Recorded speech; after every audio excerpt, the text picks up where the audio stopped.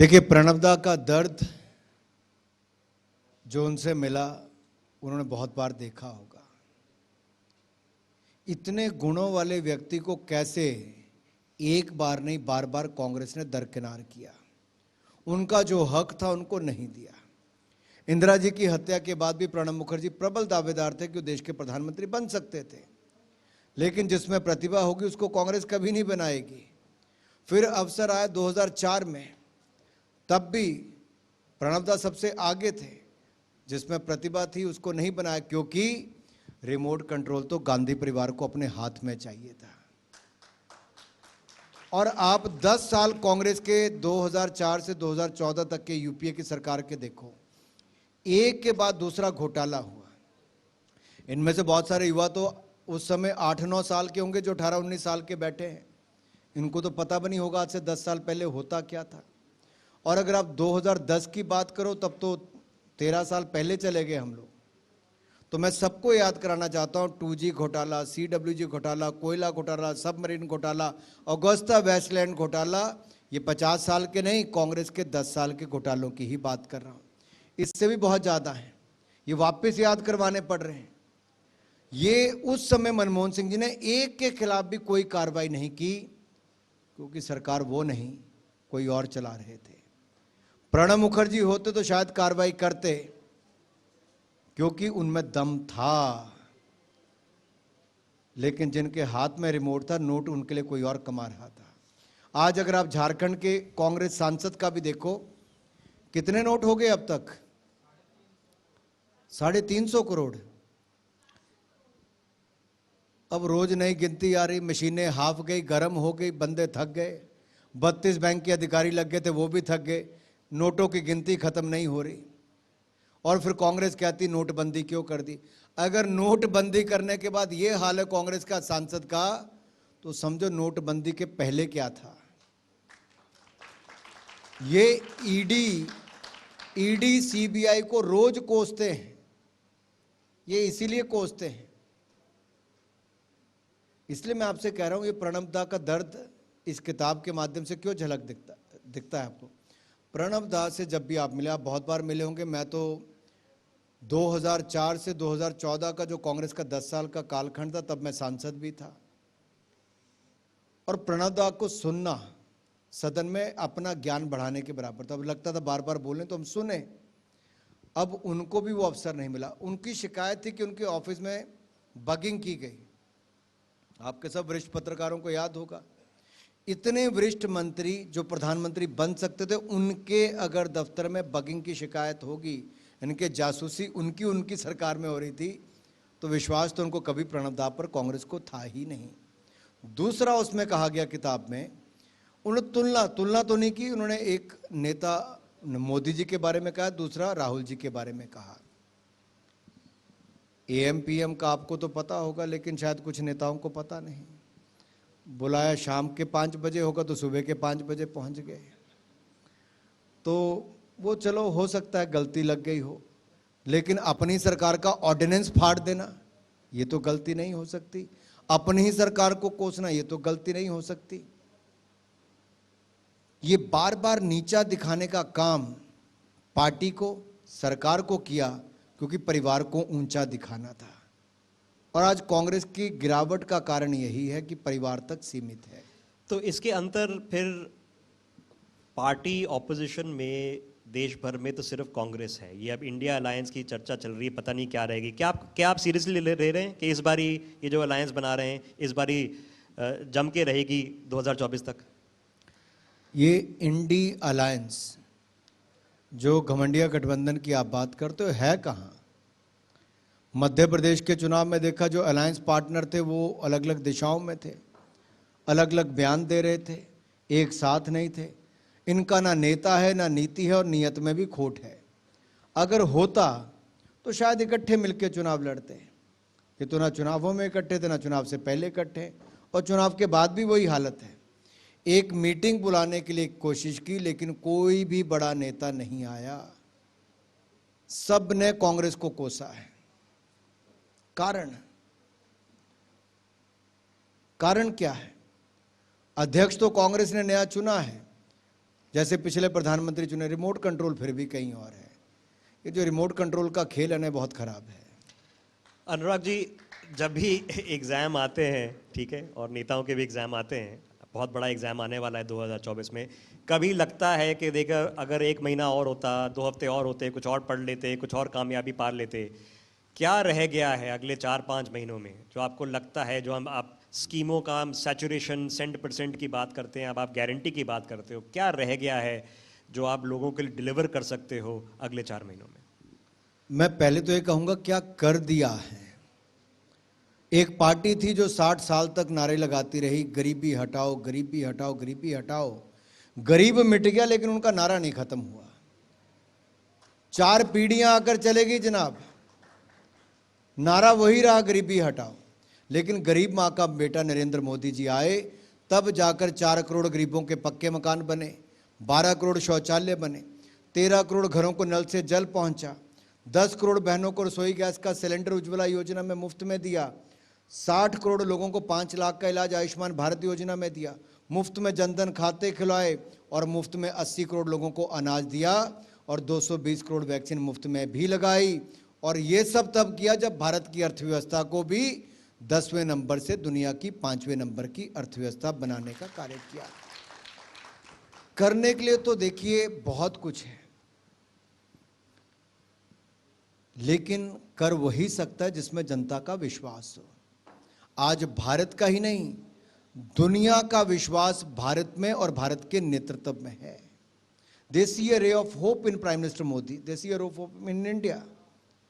और ये इसलिए दिखता है क्योंकि भारत के युवाओं ने स्टार्टअप के माध्यम से दुनिया भर में कहीं नहीं थे, हम तीसरा स्टार्टअप नेशन बना दिया। चंद्रयान मिशन 3 की सफलता, अब हमने शक्ति पॉइंट तक पहुंचाया। अब चंद्रयान मिशन की सफलता पे तो कुछ नहीं कह पाए, शिव शक्ति के नाम पे विरोध कर दिया। क्या आप में से किसी को बुरा लगा अगर चंद्रमा पे तिरंगा झंडा लहराया तो? क्या शिव शक्ति नाम रखा किसी को बुरा लगा? अब बाकियों के पेट में दर्द क्यों हुआ? अब देखिए, यही वो लोग हैं जो कहते हैं कि राम मंदिर तो बनाओगे लेकिन तारीख कब बताओगे। आज मैं आप सबको कहना चाहता हूं, दिव्य और भव्य सोमनाथ धाम, दिव्य और भव्य केदारनाथ धाम, दिव्य और भव्य काशी विश्वनाथ धाम, दिव्य और भव्य महाकाल लोक धाम और दिव्य और भव्य अयोध्या धाम में अब राम मंदिर का निर्माण कार्य भी हो गया है। तो अनुराग जी, इस बारी वोट मोदी जी के नाम पे है, आगे कामकरण पे है, मार्गदर्शन पे है, अयोध्या के नाम पे है, कश्मीर के नाम पे है, या सबके नाम पे है? सबका साथ सबका विकास मूल मंत्र के साथ हमने काम किया। हम जनता के बीच में जाएंगे ईमानदार नेतृत्व और विकास को लेके, मोदी की गारंटी को लेके, जो ईमानदारी की भी देता है, सुशासन की भी और विकास की भी। बड़ी बात है, मोदी की गारंटी के अंतर्गत सब कुछ आता है। गरीब कल्याण की जितनी योजनाएं चली, मैं खुली चुनौती देता हूं भरे मन से, किसी को भी कोई आज तक तुलना करके बताए। गरीबों के कल्याण के लिए जो सरकार ने काम किया, आज तक किसी सरकार ने काम नहीं किया। विकास की बात करिए, 74 एयरपोर्ट बने थे 75 साल में, हमने 9 सालों में 75 एयरपोर्ट नए बना दिए। 3,20,000 किलोमीटर ग्रामीण सड़कें थी, हमने 9 साल में 4 लाख बना दी। मात्र 7 एम्स थे, हमने 15 नए बना दिए। 7 IIT 7 IIM थे, हमने नए 7 IIT और 7 IIM बना दिए। मात्र 320 मेडिकल कॉलेज थे, आज 700 पार कर दिए। आप किसी भी क्षेत्र में बात करेंगे जनाब, मैं एक ही बात कहूंगा, कांग्रेस के 60 पर मोदी के 10 साल भारी पड़ते हैं किसी भी तरह से। अनुराग जी, लेकिन फिर भी जो गणित होता है, mathematics, the mathematics tells you that after 100% you can't get better. So कुछ स्टेट्स में, गुजरात में, दिल्ली में, हरियाणा में, जब आप ऑलरेडी 100% हर सीट जीत चुके हो, तो how can the mathematics improve? इसे अच्छा कैसे कर सकते हो? देखने का नजरिया है। मैं आज तेलंगाना में भविष्य में दुगनी सीटें होते देख रहा हूं लोकसभा की। भाजपा का वोट बैंक 7 से बढ़ के 15% हुआ, 1 सीट से बढ़कर 8 सीटें हुई।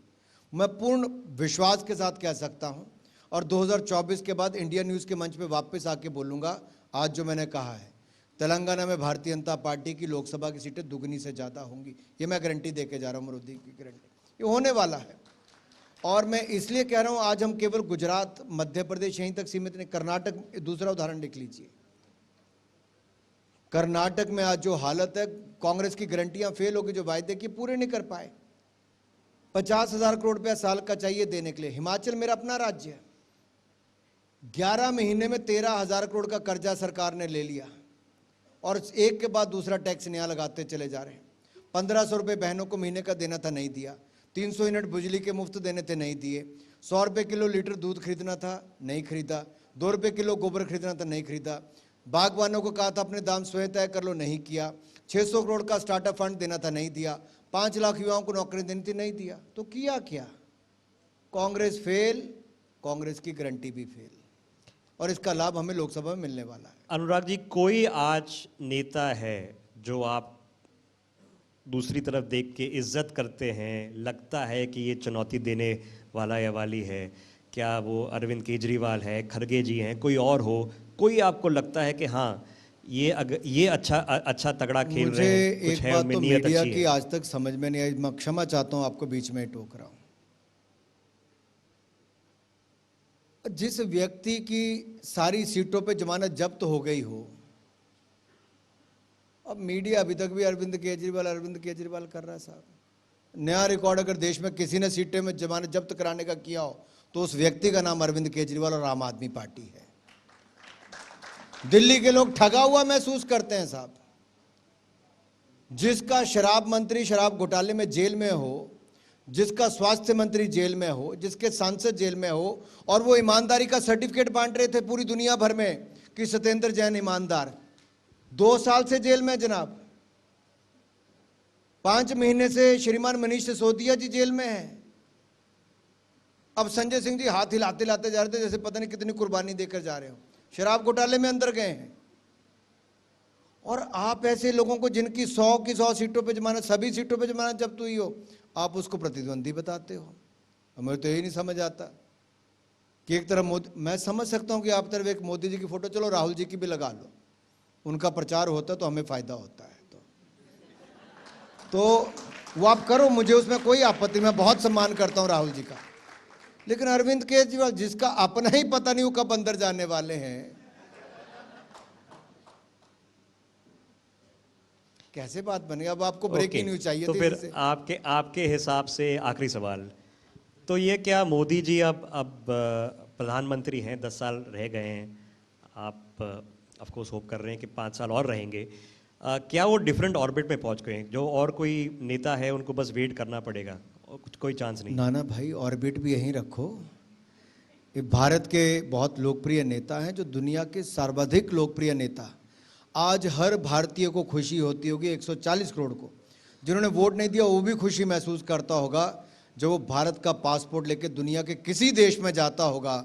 जो मान सम्मान समाइल आज अधिकारी के दूसरी तरफ से देखने को मिलती है ना। मैं तो 1997 में पहली बार अमेरिका गया था। मैं देखता हूं जी कैसे लोगों के सोच विचार में बदलाव आया है, भारत के प्रति दृष्टिकोण में बदलाव आया है। दूसरा, मोदी जी के कारण आज भारतीय को, हर किसी को गर्व भी होता है। दूसरा, हर कोई सोचता है कि मोदी जी फिर एक बार आए। अभी तो 5 सालों में 13.5 करोड़ गरीबों को गरीबी रेखा से बाहर निकाला है। अभी बहुत सारों के जिंदगी में बदलाव लाना है। बहुत लोग हैं जिनको और सुविधाएं देनी है। अभी तो हम 5वें नंबर की अर्थव्यवस्था है, अगले 5 सालों में 3रे नंबर की अर्थव्यवस्था भी बनना है। और मेरा सभी युवाओं से अनुरोध है, mybharat.gov.in पर जुड़ें और विकसित भारत बनाने के लिए आप अपना योगदान दें। हम सबको संकल्प यही लेकर जाना है कि विकसित भारत को बनाना है। ये हम सबका लक्ष्य होना चाहिए। ये किसी एक राजनीतिक दल का नहीं है, ये 140 करोड़ भारतीयों का है। मैं तो कहता हूं जो दुनिया के दूसरे देशों में भी आज इंडिया न्यूज़ एक्स को देख रहे हैं, आप भी दुनिया के किसी देश में बैठकर विकसित भारत के लिए अपना योगदान दें। हम किसी दल के होंगे, राहुल जी से हमारे विचार ना मिलते हों, लेकिन देश को आगे बढ़ाने के लिए संजय भाई हम इकट्ठे रहे, सांसद इकट्ठे रहे, हो सकता है हमारे विचारों में अलग बातचीत हो, लेकिन हम सदन में अलग अलग बात करते होंगे, लेकिन बाहर आकर एक ही बात करते थे, भारत को आगे बढ़ाना है। ओके, अनुराग जी, हर साल आप हमारे साथ इस मंच पे जुड़ के आगे की बातें करते हैं, पॉलिटिक्स बातें करते हैं। बहुत बहुत धन्यवाद इस आपका आभार, धन्यवाद। Let's have a round of big round of applause please. Thank you very much. मंत्री जी, आपसे निवेदन है, 2 मिनट के लिए स्टेज पर रुक जाइए. We have to give away a couple of awards and would be great if you can facilitate these two heroes next. All right, it's time to give away the much needed and the much due award to a couple of people. And first up in that list is Nidarshana Govami. Social welfare excellence in philanthropy is the realm that she's excelled in. Would request her to come on stage. Well, she's a dedicated trustee of the Ankibai Ghamandi Ram Govani Trust with a strong passion for championing women's recognition and empowerment. Her advocacy for social welfare has led to spearhead initiatives that honor women who have defied norms and made impactful contributions in various fields. Her vision and compassion drive the trust to establish platforms that celebrate and support women. Big round of applause, please. Next up is Dr. Abhishek Bhandari, co-founder of CrypQ, which is, of course, dealing with excellence in Web3 and blockchain technology. He has a doctorate in Web3 and blockchain, working in industry since 2014 in educating thousands of enthusiasts in the industry, awarded many national and international awards in this domain. Big round of applause.